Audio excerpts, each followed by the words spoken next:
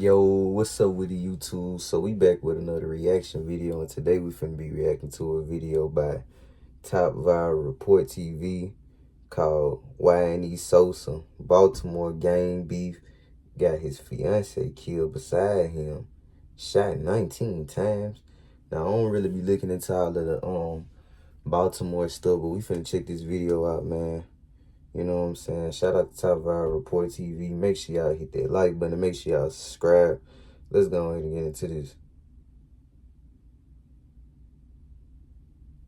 Born and bred in Baltimore's gritty Gilmore Homes projects, YNE Sosa's story begins on the city's tough west side. He grew up attending nearby Paul Laurence Dunbar High School, a few blocks from where Freddie Gray's April 19, 2015, spinal injury death sparked the city's uprising. These projects and streets, the same ones later evoked in his music, were fertile ground for his youthful defiance and ambition. Baltimore's police scanners and community tension provided the backdrop for his upbringing, literally the landscape that raised him in his lyrics. Homicides and non-fatal shootings are down compared to this same time last year, but gun violence continues to take its toll on our city.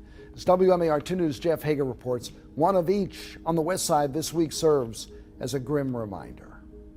The Monday morning commute had not yet come to an end when someone gunned down a man and critically wounded a woman, both in their 30s, here on Delano Court in Gilmore Homes. The man died just inside his doorway, a short distance away from where children pass the summer in the community swimming pool. Before we get started on this video, make sure you go check out my website that's in the description, where I post viral videos daily, and plus make sure you like the video and share it with someone to spread the violence awareness. Just a few years ago, he was an everyday kid on these blocks. By late 2017, however, Sosa suddenly grabbed a mic and started recording rap songs. That very November, he jumped into the local scene and blew up fast, according to accounts. Within months, he had delivered a breakout single. His track Ball Together, an anthem about loyalty to one's day ones, went non-stop in Baltimore radio. In short order, the teenager from Gilmore Homes became one of the city's hottest rising rappers. His aggressive flow resonating with the neighborhood youth, he burst onto stage at block parties and underground clubs, riding that buzz through 2018. YNE Sosa's gritty delivery and street tales set him apart. In interviews and shout-outs, he emphasized staying true to the neighbors and struggles of his old neighborhood. Peers say he never forgot where he came from. His early verses thanked West Baltimore for its lessons. By early 2019, he was a regular name on local rap blogs and mixtapes. Every new song or live show cemented his status as a face of the young NLED movement, his crew and label, and one of Baltimore's fastest growing rappers. Nah, I ain't gonna lie, I don't know, dude. I ain't never heard his music or nothing, but just how he look like a superstar though. He look like, you know what I'm saying? He's somebody that's supposed to be up there. Niggas, catch up with my man. You niggas is slow. You niggas is slow. Bruh. Don't Despite the newfound attention, Sosa's life never left the streets. His image blended music stardom with raw street credibility. According to one fan-written profile, even as his rap career took off, he had already returned home from doing time for the DEA and his part in the Freddie Gray riot, an ominous sounding line from a local wiki-style bio. That in other words, he allegedly spent time behind bars as a youth. Not long after turning 21 and burying his mother, who died a month after his birthday, as that profile notes. Oh man, you know, that's a lot to deal with. I don't even know dude full story yet. He lost his mom, his fiance, shot 19 times. Man. Sosa himself became the target of more gunfire. In early 2020, he survived an ambush in traffic. 40 shots reportedly rained down, and he was hit 4 times. Miraculously, they shot at him 40 times, and he only got hit 4 times. He walked away alive. He later told friends he felt God had a purpose for him that day. Every casualty and narrow escape only deepened the legend. Sosa wears the scars as war trophies, claiming fate spared him to tell the story. Man, I'm back. And Kobe Lack. Shit. I've been through this shit so many times. I learned how to start counting my motherfucking blessings and not my problems, man. I'm gonna look you in your eyes for this one. 3 times a charm, bitch. Still here. Handicap. Rumors swirled around these events. Word on the street was that Sosa had drifted into Baltimore's gang networks. In hip-hop circles, he's loosely linked to factions like the Black Guerrilla Family, BGF, a shadowy prison gang turned street syndicate that operates heavily in Baltimore. The federal indictment against BGF members describes it as a violent, prison-originating gang active on city corners. Neighborhood chatter suggests YNE Sosa has affiliates in BGF circles and perhaps other local sets, though nothing is confirmed in public records. What is clear is his life has been punctuated by the same gun violence that the indictment says BGF propagates: murder, shootouts, robberies, and turf wars. Like many of his generation, Sosa's myth grew as much from these underworld whispers as from his music. Part of the drama comes from his diss tracks and beefs with other rappers. A well-known clash was with DC's Ant Glizzy, who once dubbed himself King of Baltimore. Social media and SoundCloud were aflame when they took shots at each other in songs. Sosa released tracks sneering at Glizzy's claims, and Glizzy fired back in kind. Oh, he was into Shot Glizzy? Fans on message boards still debate who won that feud. These rap battles stoked street cred, but also added danger. Any public enemies in the music game can lead to real-world retaliation on Baltimore streets. Cause I ain't no you type of nigga, bruh. That's the reason people don't do shit to me, bruh. I've been outside my whole life, if you believe it or not, though, bruh. They gave it to you in lead, bro. They gave you 20 in bullets, complimentary. I listened to it with Ant Glizzy. Smith and Weston. You was a triple shooting victim. I didn't say nobody would put that iron on me, but what I did tell you is I ain't Sosa, baby girl. When you get a report, it's gonna say shots fired back at We know you're not Sosa. We know you're not Sosa. He got his own number. Like they say, bro, when you get shot, just call this number, bro. Like, just hit us on this joke, bro. Think he got a Sosa phone, bro. The fuck, he got his own ringtone. Fuck you talking about? That girl be like, I'm trying to grab a coke and smack it. They can pick up Sosa. What block you on? Sosa down. Other local rappers and crews have been mentioned in passing lyrics or comments, hinting at alliances and rivalries, from east side neighborhoods to west side factions, but the details are never clear. In a city where who is YNE Sosa can mean anything from hip-hop star to wanted man, stories mix facts with hearsay. He also lost people close to him in this world. While the October 2020 shooting of his fiancée will be a topic for our next segment, by that time he had already endured heartache. In songs and interviews, Sosa talks about losing a brother and friends to gun violence. In one video shout out, he referred to losing his wife and a sibling within days of each other, though he didn't give full. Whoa, that's crazy. He lost his wife and his sibling just days apart. Name. What's certain is this: violence isn't just subject matter in his lyrics. It has struck his own circle. His music often doubles as therapy. He raps through grief, revenge, and survival. Local DJs note that every new song seems to reference another tragedy or criminal case. This feeds the narrative.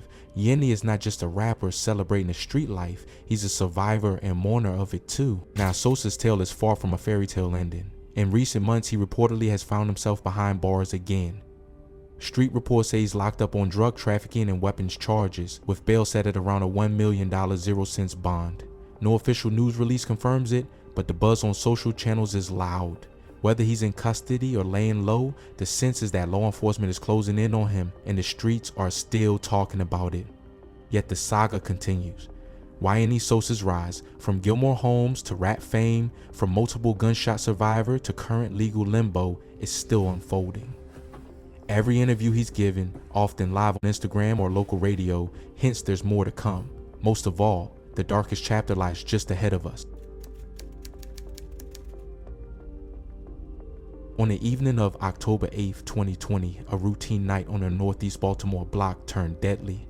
Officers were called to the 4300 block of Brems Lane after gunfire erupted. There, detectives found a 35-year-old woman bleeding inside a parked car and rushed her to a hospital. It was soon confirmed she succumbed to multiple gunshot wounds. Police reports simply state that unknown gunmen fired into the vehicle while she sat inside. The attack happened. They probably thought he was in the car. You know what I'm saying? They probably shot up his car. Man, it just show you, bro, when you in the streets, it can always be your kids, your wife, anybody, bro. It's a lot that come with this stuff. Just after 7:15 p.m. and detectives cordoned off the quiet street as homicide investigators began their work. The victim was later identified in news reports as Lakeisha Bell, 35, who lived on that block of Brems Lane. Some community posts referred to her as Keisha or Bell, the Brooklyn's wife. Although police never publicly named any other occupant, local chatter quickly linked Bell to rising Baltimore rapper YNE Sosa. Street rumors and social media speculation insisted that Bell had been riding in Sosa's car that night, even suggesting he was the intended target. In these accounts, See, man, his ops knew his car. You know what I'm saying? They wanted him so bad, they hit at the car. Probably seen the license plate number and ain't even looking to see who was in it for real. Bell was hit and killed while her companion, the rapper, miraculously escaped unharmed. No official statement confirmed any of this. Baltimore police simply noted that gunmen ambushed a parked vehicle and shot the occupant. In the wake of the shooting, law enforcement offered little detail. Baltimore PD described the scene in dry terms: a drive-by at a parked car on Brems Lane, a woman shot inside, pronounced dead. They issued a standard call for tips, but no arrests or suspects were announced. Meanwhile, eyewitnesses and online sleuths filled the void with conspiracy. Reddit threads and Instagram live streams theorized about motives. Some blamed neighborhood gangs, others pointed fingers at rival rappers. One unverified Instagram post, for example, claimed he was in the vehicle with his girlfriend when his ops pulled a drive-by, though this has never been confirmed by police. What's certain is that Bell's killing slipped into the city's grim statistics. Baltimore was enduring a surge in shootings, and this was counted as yet another homicide on a night that saw multiple victims across town. From YNE Sosa, the fallout was personal and agonizing. The young rapper, who had already survived a 2015 shooting where he was shot 19 times, later spoke about losing the woman he got shot 19 times back in 2015. called his fiancée, but in a 2021 interview, he grimly recounted how he lost his fiancée and brother 3 days apart, and even admitted that in the chaos he got locked up when he took his fiancée to the hospital after the shooting. In other words, Sosa essentially confirmed Bell was the companion in that car and that he briefly became a suspect amid the confusion. His words also hinted at the toll. He had once survived 19 gunshots in one single year, but this new tragedy cut deep. He has stayed mostly out of public view since then, focusing on studio work and life, and has made few public comments beyond cryptic social media posts about pain and perseverance. The killing of Bell occurred against the backdrop of ongoing Baltimore violence and rap feuds. In the months before and after, Sosa had been involved in a well-publicized exchange with DC rapper Ant Glizzy, trading diss tracks and aggressive social media barbs. Some observers wondered if such rivalries or old gang tensions in Baltimore streets might have played a role.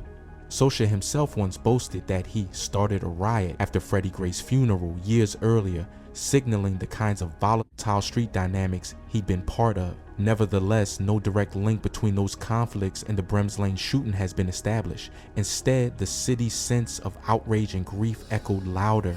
Baltimore lost more local artists in the years that followed, reinforcing how perilous life can be for young rappers here. In September 2022, Cherry Hill saw the murder of beloved rapper Delon Lonnie the Goat Bushrod Jr.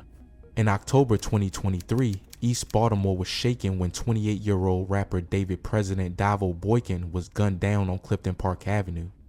Neither crime is believed to be connected to YNE Sosa, but each incident underscored that any Baltimore musician can become a target at any time.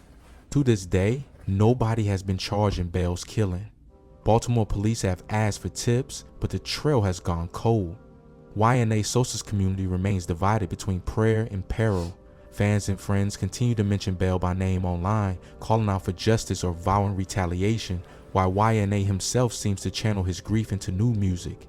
On his social feeds, he posts clips of himself working in the studio or lyrics referencing loss and survival. He has not publicly abandoned the quest for answers, but he has also learned to guard himself. After all, he once joked on an Instagram live that he knows how to jump off the porch if danger arrives, a thinly veiled nod to staying alive on the streets. Baltimore straight fine. YNE Sosa. Make sure y'all go check my shit out right now. I'm the hottest record. Spitting them raw shit straight like that. Oh, so he cool with Shot Glizzy, but he beefing with Ant. Yeah. Hey, what's that? Started from the bottom, I climbed my way to the top. Got the whole damn city, they waiting for me to try. A lot of haters over there waiting on me to fly. For me waiting for a while, day by day I'm getting higher. I'm from Baltimore, y'all know this shit for the wire. I'm from Baltimore, I'm the one who started the riot. Here the TV that took the perk and started on fire. Any nigga tells you different, that nigga lying. When they had a baby, they found that bitch in the garbage. I'm from Baltimore, you missing you in the harbor. I'm from Baltimore, and I'm joking for the starving. Baltimore's story is far from over. The Brems Lane shooting is only one chapter in YNE Sosa saga, and in the larger narrative of a city where mourning always walks hand in hand with music. The day's headlines may have moved on, but in darker corners and online threads, the questions remain. Who pulled the trigger on that parked car and why? As Sosa's next song drops and the next street incident unfolds, the answer still waits, a next verse in a story that has not yet ended. In May 2014, Baltimore's Federal Hill neighborhood turned violent after an Orioles game. Two young fans, a man and a woman, were walking down Charles Street around East Ospan when they were suddenly ambushed. Screams echoed through the streets. Witnesses ran outside and police found the victims beaten and robbed, their wallets and phones gone. In the aftermath, 4 suspects were arrested. Among them, 18-year-old Keith Ambush. This name isn't obscure. It's the legal identity we now know belongs to YNE Sosa. Back then, he was just one of several suspects in a street robbery, but the fact that he was involved in a chaotic mugging speaks to a long history of real-life violence, predating his rap career by years. He was alleged to have participated in assault and theft. Court records don't list the full outcome, whether charges were dropped, reduced, or resolved quietly, but the arrest itself was public, tying Keith Ambush to street-level crime years before he ever dropped a track. Street law often glosses over this moment, yet it's significant. Imagine a teenage Keith walking the same blocks where he'd later rap about death, betrayal, and survival. This Federal Hill incident shows he wasn't just influenced by violence, he was embroiled in it. Whether he was a lookout, a getaway driver, or one of the attackers is part of a pattern. Baltimore's streets didn't just form his environment, they made him. Product of environment, man. You know, it just show you how dude, you know, he was in a lot of dramas way before he even started rapping. Even when he was rapping, you know what I'm saying? He ended up losing his brother and his fiance just 3 days apart, man. And you know, he got shot 19 times in 1 year. I think that he got shot on different occasions, because they say he got shot 3 times his first time and survived. You know, and dude went through a lot, but it just show you how with the streets you really can't win. It ain't nothing but death in jail. And you know, dude was like the biggest thing coming up in Baltimore at one point. Now, I don't really know nothing about Baltimore rap scene and nothing like that, man. I gotta look into it, but you know, dude looked like he was carrying around a lot of cash and chains on his neck, and you know, it looked like he was just becoming somebody, man. You know, but and he just got to keep going, man. Like throughout all of it, and just you know, stay out the streets, man, and accomplish his dreams. Now, I don't know what he currently doing. I think this happened in like 2020. You know what I'm saying? When they killed his fiance and killed his brother. You know what I'm saying? But you know, I just came to give y'all this reaction video, man. Shout out to Top Viral Report TV. Make sure y'all hit that like button. Make sure y'all subscribe. And y'all let me know what y'all want me to react to next in the comment section. And yeah, y'all, until the next video, I'll catch y'all. I'm out.